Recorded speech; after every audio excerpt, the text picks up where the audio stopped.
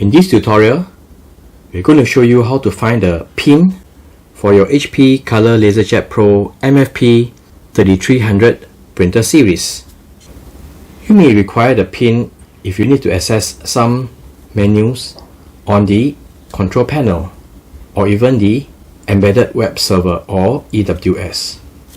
So let's head over to the control panel. If you were to select menu,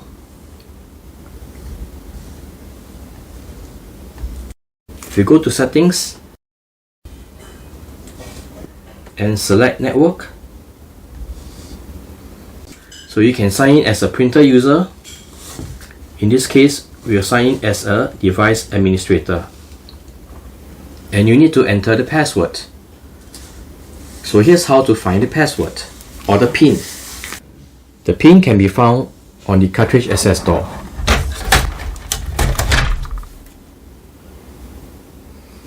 There is a label right over here, and you can see the pin.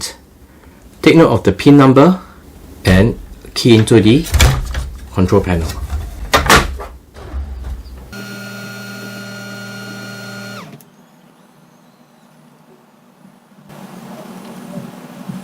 You can sign in.